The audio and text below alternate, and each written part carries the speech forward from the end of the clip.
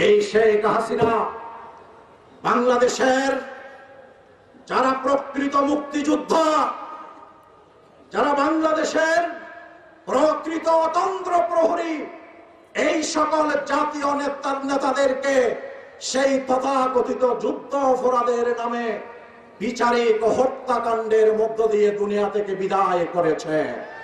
এইভাবে এই বাংলাদেশকে রক্ষা করতে যারা, বাংলাদেশের স্বাধীনতা সার্বভৌমত্বকে হেফাজত করতে যারা অতন্ত্র প্রহরীর ভূমিকা পালন করবে, এই ধরনের জামাত ইসলামের সকল প্রথম সারির নেতৃবৃন্দকে এই শেখ হাসিনা হত্যা করেছে।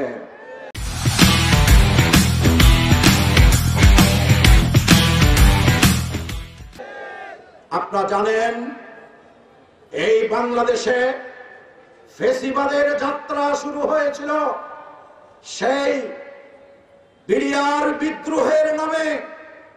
ফিলখানায় ৫৭ জন সৌকস দেশপ্রেমিক সেনা অফিসারকে হত্যা করার মধ্য দিয়ে শেখ হাসিনার ফেসিবাদের যাত্রা শুরু হয়েছিল।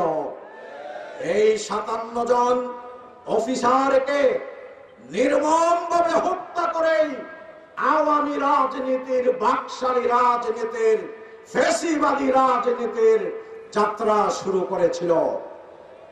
এরপরে সে আমাদের নেতাদেরকে হত্যা করল।